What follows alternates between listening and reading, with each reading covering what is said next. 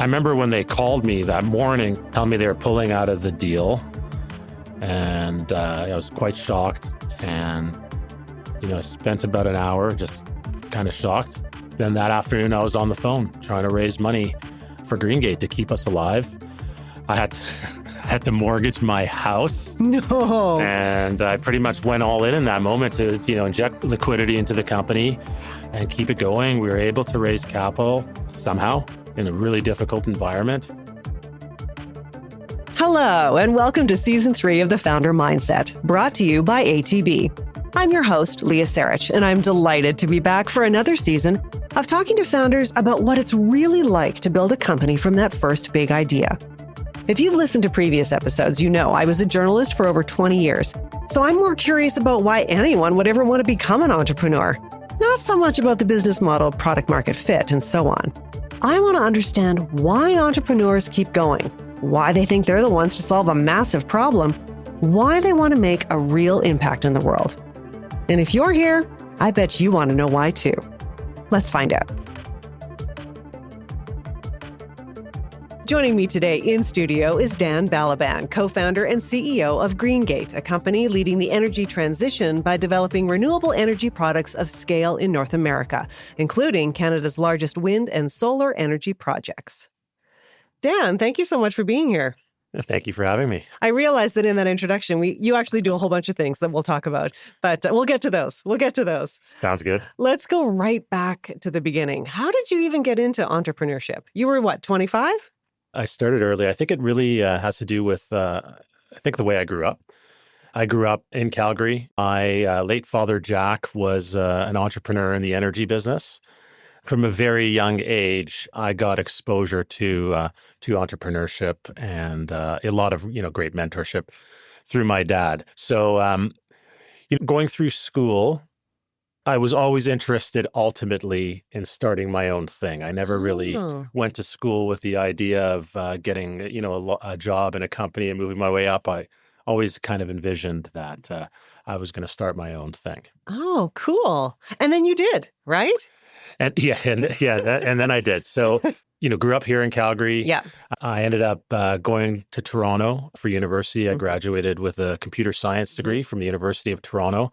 And I started my career in technology consulting.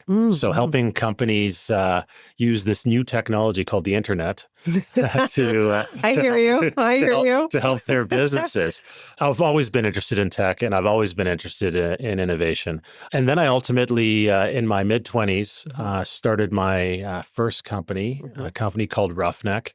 And what it did is it was a oil and gas operations management solution. So oil and gas companies would use this software to help them manage various operational things, including their greenhouse gas emissions reporting. And this is going like way back into the late 90s, early 2000s.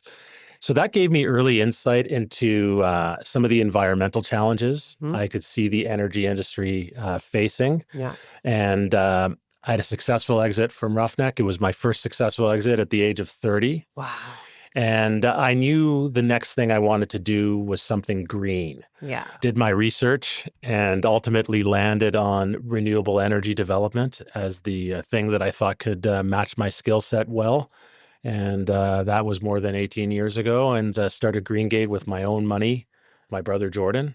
Yeah, there's a lot of history there. No kidding. Yeah. But let's just take a moment to reflect on what that must have been like for you at 30 to sell this company and to, how did that even feel? You're so young and you've already had this great success really early on. My response to those sorts of things has changed over time. But when I was 30 years old and I successfully exited my first company, I wasn't too interested in taking a break. Right. I was interested in getting right back into something, right away. I couldn't wait. So I was pretty diligent and eager and, just got back on the hamster wheel So you right didn't away. take a minute to reflect on that and like emotionally process that, but maybe we're not even thinking about that at 30, are we? Yeah, I mean, I did. I mean, I took some time. I took Yeah. a bit of a breather, Yeah. I guess, in comparison, but no, You had to not get that much going. reflection. I still felt like I had a lot that I needed to do Yeah. from an entrepreneurial perspective. Still a lot more that I wanted to prove, and ultimately more purpose. Yeah, I Yeah. felt like there was still So lots to much do. to do. Yeah. Cool. Well, that brings us nicely to Greengate. So tell us, what is Greengate?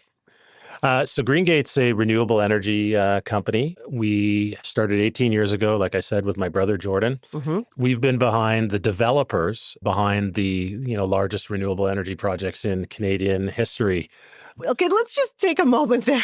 Like, that's pretty amazing.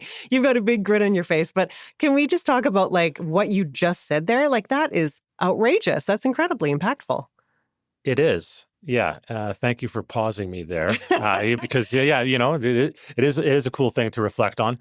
I think another interesting element is we did it in the heart of oil country. So, Yeah. so we were focused on doing renewable energy development in Alberta, which actually has the best renewable energy resources in Canada, Mm-hmm. wind and solar, and also some of among the best in North America. However, an interesting place to do the work that we did, especially given the dynamics around oil and gas and renewables, can sometimes be seen in a very adversarial manner. Right. I'm a big proponent of we should be developing it all, oil Right. and gas and renewable energy. It's Yes. not It's a not an choice. or situation. Yeah, It's an and situation. Yeah. but plays out in an interesting way. However, Alberta, is a very pro-business Mm-hmm. place, sound regulatory environment.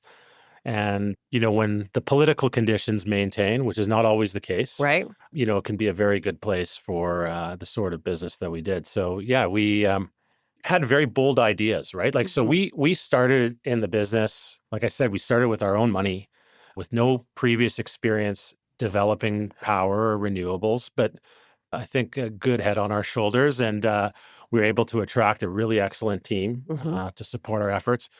But we had a bigger vision than anybody ever had, right? Like our first project that we did was double the size of the largest project in the province at the time, which was developed by NMAX, right? Like, these are big multi-billion-dollar companies that we're Yeah. competing with. We did double the size, and then our next project was double the size of that, which was the largest project in Canada at the time. And then we followed up with the largest solar project in Canadian history. Yeah, it's pretty cool to have big ideas and be able to see them come to Where did fruition. that boldness even come from, though? Like, how did you get that confidence? And how did you know you had to be bold also?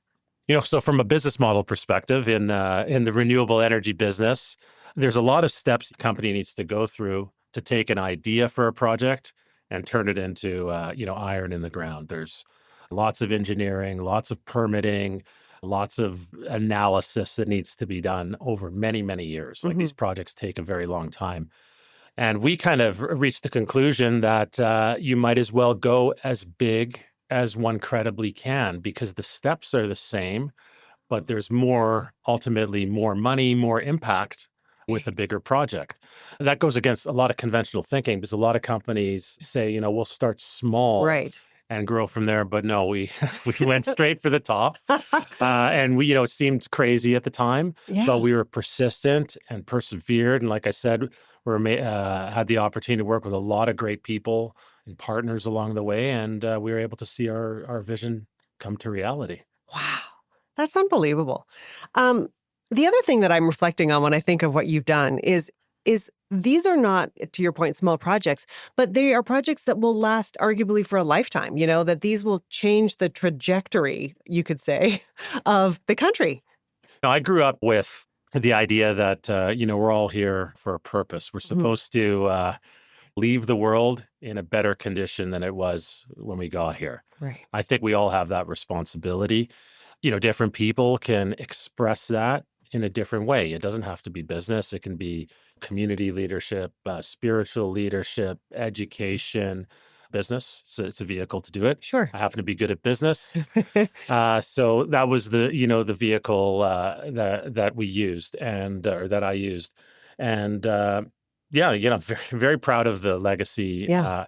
that we've left behind. I think we've demonstrated, what's possible with big thinking, what's possible in Alberta.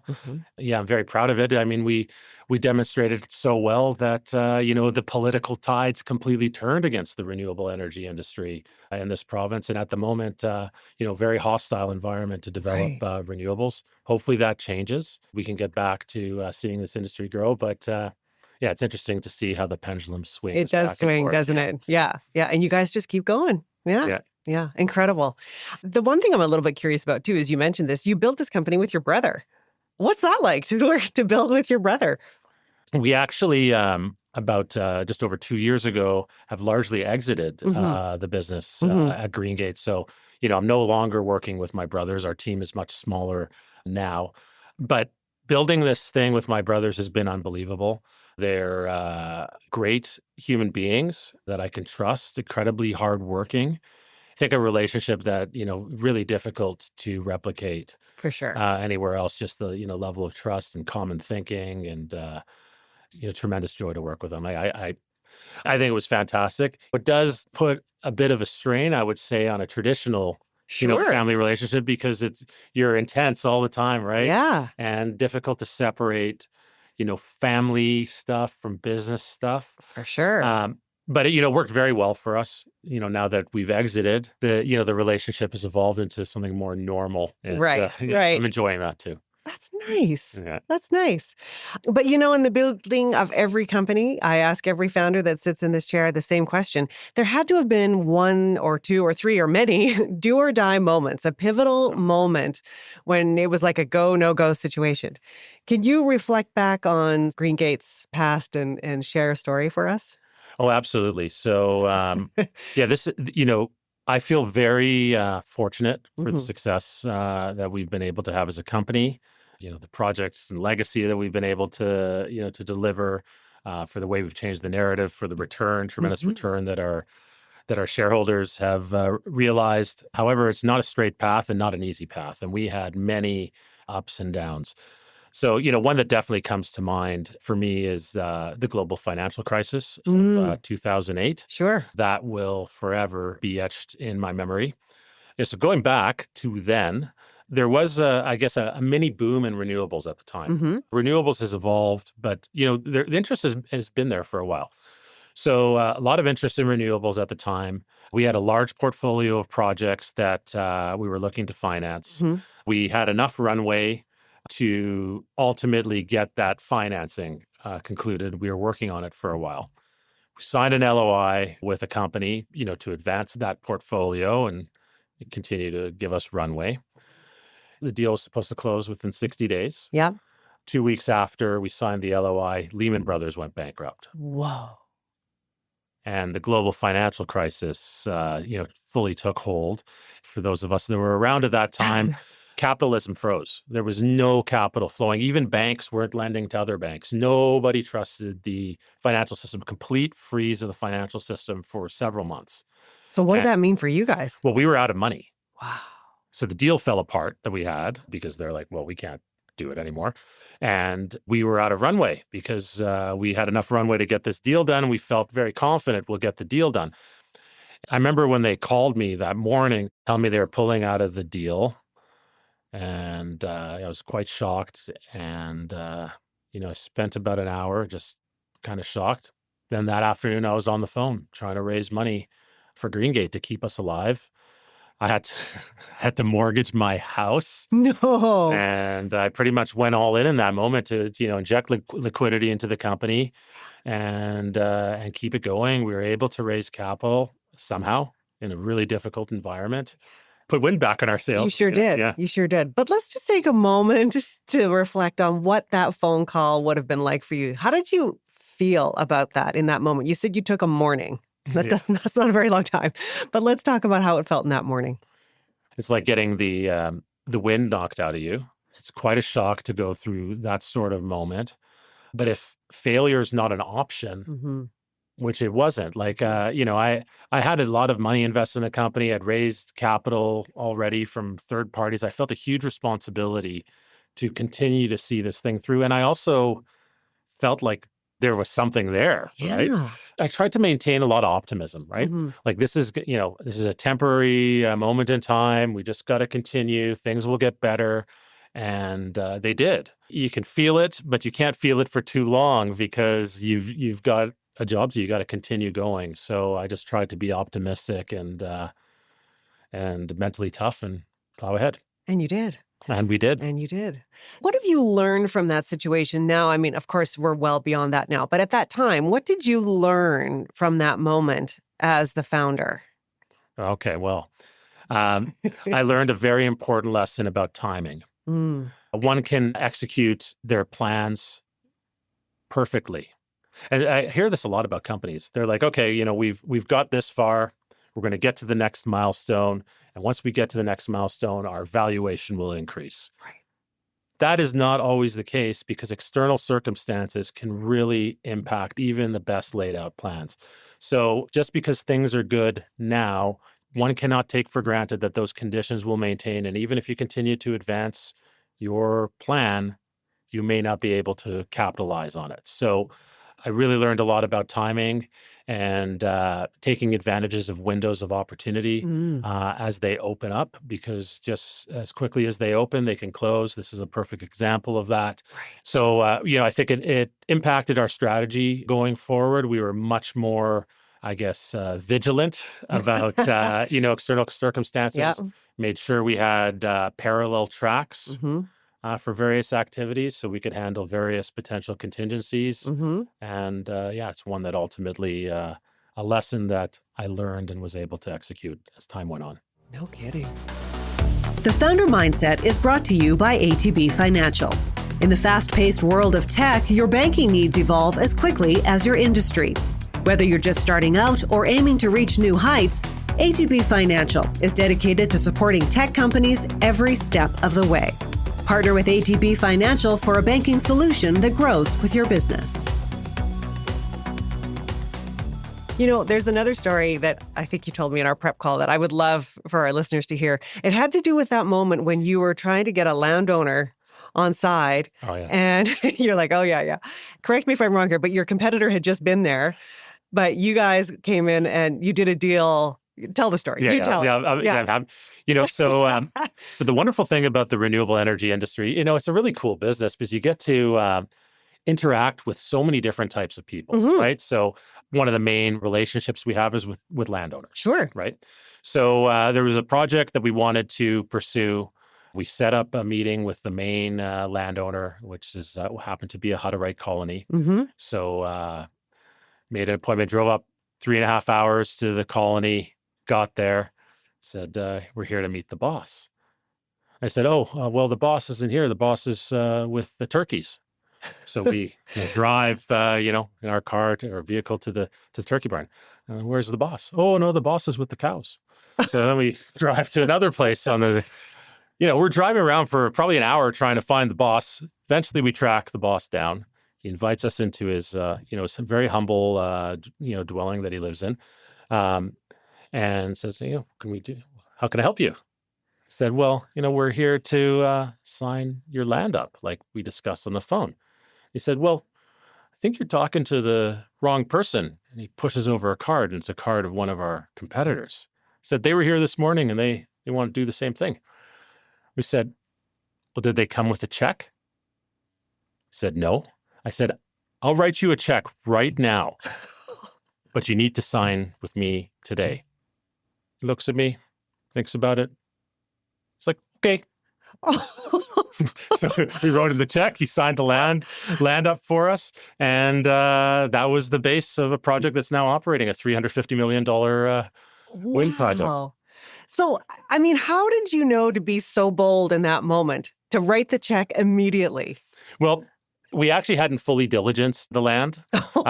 It was mostly diligence. Right. I've dealt with a lot of people in my life, and I felt like this individual was a person of integrity. Yeah. I knew I really wanted the land. I came with a checkbook just in case. Came just in case. So I was mentally prepared. It was also a competitive landscape at the time. So I was prepared to make bold moves on a risk-adjusted basis. I thought it was a good move to make, and it It turned clearly out to was. be. Yeah. Yeah. I love that story. Thanks for sharing it. The one thing we also talk a lot about on this podcast is, you're doing these deals, you're being really bold, you're pushing ahead really aggressively, but it's really easy to get lost in some of that work, right? So can you talk a little bit about how being an entrepreneur affected you personally and your personal life? Well, I'd say this is probably a topic one of the most interesting topics to me right now. Mm. Like I mentioned, we largely exited from the renewables Yep. business. Our activity at Greengate is significantly scaled down now, much smaller team. Our investors have done very well. So, I did my job. Yes. That gave me a lot of time, to really reflect on my life because I've been an entrepreneur for half my life, Hmm. almost all my adult life. Wow. I'd say the number one thing for me is I did not take care of my personal wellness Mm. as nearly as well as I should have. And, we have a finite amount of energy Mhm. as humans, Right. and we can choose to direct our energy outwards Mhm. into building great things, great businesses, and great legacies. But, it's also important to direct some of that energy into ourselves to keep ourselves healthy, to keep ourselves sharp, physically, mentally, spiritually. So that's actually been the thing I've enjoyed the most. I would say post exit is this wellness journey Mm. that I've been on. I just ran my first half marathon in June. I used to play a lot of sports growing up, but I haven't been like, in an athletic mode since my teens, early 20s. And picked up running last year. And I completed my first half marathon in Congratulations. June. And yeah, thank Like, you. that's huge. Yeah, thank you. Yeah. Yeah, it's great. But I learned a lot through my kind of entrepreneurial mindset in Mhm. terms of how to do it, right? Like, turned my health around a lot. Fortunately, I didn't have, any acute health problems, but I just felt depleted. Right. And I certainly wasn't capable of running a half marathon. I wasn't even capable of running 100 meters Yeah. straight, right? But I realized that with purpose Mhm. and follow that up with consistent, high quality action, just grinding away, like I Mhm. grinded away for years in my business, remarkable things are possible. And I proved that to myself. And I've got my family, running with me and working out and prioritizing wellness. And so it feels great. That's amazing. And I would suggest that you're probably hoping that other young entrepreneurs are hearing this and saying, "Hey, keep this in mind as you're building." Oh, absolutely. Yeah. Absolutely. My number one piece of advice for any young entrepreneur is remember that you matter. Yeah. You're actually the number one priority. If you're not taking care of yourself, then you don't have the ability to take care of the people around you, your business. To be your best version of yourself, you got to start with taking care of yourself. So that's got to be a foundational component to everything. Mhm. In hindsight, I should have continued more consistently, but it's certainly going to be part of my life going forward and something that I impress upon my kids. And Yeah. strong piece of advice for aspiring or current entrepreneurs. Find time for yourself and take care of yourself. I hear you. I hear you. That's good advice right there. Let's talk about some of these entrepreneurs. You are now an investor with Augur VC. Why don't you tell me a little bit about that? Yeah, so quite excited about Augur VC. I'm partnered with a couple other individuals, Dan Chapman and Graham Harrison. And we invest in pre-seed and seed stage companies at the intersection of energy and AI. Mm. Those two things are inextricably linked. There's lots of potential use cases for AI in the energy industry to make it more efficient, more productive. But on the flip side, energy is very valuable, inextricably linked to AI. AI is a massive consumer of energy. Yeah. So, anyways, that's very exciting for me. It takes me back, I think, to my history. Right, I have a Mhm. computer science background. Started my career in tech, got involved in new energy initiatives with Greengate, and now I can kind of bring it full circle Full and bring circle. those two things together. I think what I have to contribute there, my partners are very bright and hardworking. I can provide some wisdom and realism Sure. as an entrepreneur who's been there. Mhm. I think provide some great coaching to the leaders of our portfolio Mhm. companies, Yeah, I've really been enjoying it. There's so many interesting things that we're looking at and investing in, and things are moving very quickly. And there's a tremendous opportunity there. Yeah, no kidding. Clearly you have a lot of passion for entrepreneurship and investing. What do you really love about this space? I love the intellectual stimulation. Looking at new things, trying to understand them. Trying to connect the dots and Mhm. make a call on where the world's going. I mean, that's pretty much been the story of my career is having a vision and moving ahead with it. But as I enter this, yeah, I'd say new phase of my career, I'm also very excited about working with the brightest, the next generation of bright Mhm. minds. Genuinely sharing some of my experience and perspectives, and help. I think why not help each other in this world? Why not? Absolutely. And we should mention you're also doing this with OSIF, the Opportunity Calgary Investment Fund. Yeah, so I'm also chairing OSIF, Mhm. as you mentioned. It's a almost now a $200 million fund, mostly city money, some provincial money in it as well. And what we do is we invest in initiatives that build our innovation ecosystem Mhm. in Calgary, things that attract new companies to our city, create jobs, uptrain our people, fill up office space in this city. And it's been really great. I have a great board of people that I work with, other business leaders from across the city with great perspectives. We've got great CEO Brad Perry that I Yeah. get to work with. Yeah, we funded so many interesting initiatives. Like I'll share, one that I think is probably the coolest. A lot of them are cool. There's One that many. jumps, Yes. there's many that are cool, but one that just jumped to mind is this aerospace Mm. center of excellence that we funded at the airport. We basically kicked in some funds for Lufthansa to locate a global um, engine repair facility, like state of the art. They could have put it anywhere in the world, and they chose Calgary, and they're going to be servicing certain type of Boeing engines from all over the world in Calgary, and then that creates high quality, high skilled jobs for the aerospace students coming out of SAIT, for example, Yeah. and it just kind of gets the flywheel going in that sector. And then WestJet's going to be has subsequently signed a deal where they're going to be servicing all of their aircraft there for I think well over a decade. And we help put those pieces together, right? And see this new sector really, grow in the city. We've done it in quantum computing. We've invested in AI initiatives. We've invested in, venture capital funds Mhm. like yours. Mhm. So I really enjoy it, and get to meet a lot of cool people along the way. Clearly, you've got a lot of passion for it. I love how excited you're getting here just talking about these opportunities and what you're building in the city. It's really exciting. It kind of leads us to this notion of impact. When you think about impact and creating impact in the world, what does that mean for you? It means leaving the world in a better place than it was before we got here, in whatever way one can express that. So for me, I started it in the business domain. I got a lot of great experience and some credibility there. It's helped me to develop my leadership skills. We got to find time for a few different things. We need to take care of our livelihood, our businesses, whatever it is, our jobs. Mhm. If there's, time, hopefully you can carve out time, contribute to our community in some type of way. I'm doing that through OSIF right now. That's a Mhm. volunteer role. Mhm. I'm doing it to try to help the city Yeah. be better and, have an impact on the people. Yeah. Every interaction you have with a person is an opportunity to leave some type of impression, right? Yeah. So, why not spread some positivity in this world? I think that's ultimately the impact. Let's have more positivity. Absolutely. And, I also can't help but reflect on the impact, environmentally, particularly with the projects that you've gotten off the ground with Greengate.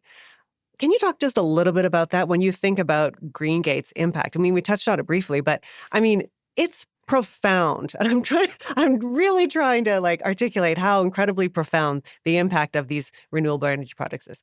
We have an issue that we're facing as human civilization with, our long-term sustainability. Mhm. There's some people out there that are alarmists, climate change and believe the end is imminent. Mhm. I don't believe that to be the case. However, I do believe we have a sustainability challenge that we need to deal with. Our population's growing, our energy demands are growing, our emissions are growing, and that is not a sustainable thing. So we need to find ways going forward of being more efficient, more prudent with the use of our resources. So in the case of Greengate, we were pioneers in terms of the large scale adoption of what at the time was a relatively new technology, renewable energy technologies, wind and solar. Mhm. We proved what was possible and I think helped birth an industry, or boom. Mhm. Um, Resulted in a tremendous amount of investment in the province, over $2 billion of investment that was attracted into the projects that we conceived out of our minds and are now either spinning or sitting there generating electricity from the sun. And, tremendous environmental impact. It's like taking, hundreds of thousands of cars off the road, like the equivalent of emissions Yeah. reductions that the projects that we've been behind are contributing, right? So helping Alberta advance its, environmental goals. Problem, though, is the politics of it. Mm. And, the politics in the world has changed around this. Mhm. The narrative, climate change used to be probably the highest priority, the biggest input in strategic decision making. Mhm. The wars that have broken out around the world have shown that security is an issue. Mhm. The move south of the border with the protectionism there and the onshoring movement, like a lot of things are changing in real time. I've always tried to be pragmatic about it. I think there's a role, for all these things. We can be more sustainable. We can also, consider, energy security and our, economic, opportunities. We can find a way to balance those. And yeah, it's just become very polarized It has. Yeah. now. So I think there needs to be more voices of reason there. Mhm. And And more nuanced conversations. absolutely. Yeah. Yeah. Yeah. Yeah. Fascinating. All right. Well, as we move towards the end of this conversation, we ask the same two questions. So you are continuing to support the energy transition and support founders in many different ways. How do you hope the story goes for that transition and those founders? I hope the story is the happy ending. So I hope that we're able to continue moving in the right direction, uh, and make our energy system and our economy more sustainable. Mhm. I hope it gets done in a manner that turns down the heat on the polarized discussions that exist in the world, and that we can find some happy way forward where there's, opportunity for everyone. I'm kind of smiling and laughing because that's a very utopian way of looking at the world. I recognize that, but why not have an optimistic view of the world? We manifest a lot of what we think. So I choose to have an optimistic view. And, there's certainly things we need to be concerned about. The rate of technological change in the world right now is unmatched in history with AI. Mhm. We need to make sure that the human experience continues to be something where people can find joy and happiness. And, that people don't get left behind in this, tremendously fast moving, changing world. I think a lot of it starts with, some of the mindful practices that I'm talking about, taking care of yourself, Mhm. feeling the physical world. Yes. So those are my random thoughts I on your love it. question. I love it. And I really love your optimism because I share that with you. And then finally, how do you hope your own personal story goes as a founder and an investor? What does that look like for you? I feel very fortunate and blessed for, where, what I've been able to accomplish so far and the way I've been able to, make important changes in my life that make me feel better and more sustainable personally. Mhm. I hope my story goes with, one where I, maintain my physical vitality and, run more races and get Mhm. better and faster and watch my, kids continue to grow up and successfully graduate university and launch their careers, continuing to do things that I enjoy and being as busy as I want to be Yes. and continue contributing in the ways I have. I feel fortunate for the position that I'm in. I don't take it for granted. I love that. Dan, thank you for this conversation. Yeah, thanks for having me.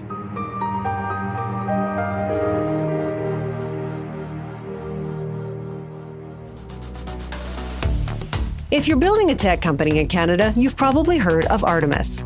They're the recruiters founders trust to find the leaders and key teammates who'll shape the future of their business. I know them personally. They're thoughtful, genuinely caring, and deeply connected in tech. The Artemis Canada team treats every search like the future depends on it, because it does. Ready to accelerate innovation? The Opportunity Calgary Investment Fund is driving our economy forward by investing in opportunities that build a diversified and resilient future. Discover how OSIF is shaping Calgary's tomorrow at opportunitycalgary.com. API is helping innovators accelerate from idea to impact. Whether it's pharmaceuticals, medical devices and diagnostics, health technologies, or natural health products, API supports the full journey, from early research to clinical and commercial manufacturing. API bridges the gap between academia and industry right here in Canada.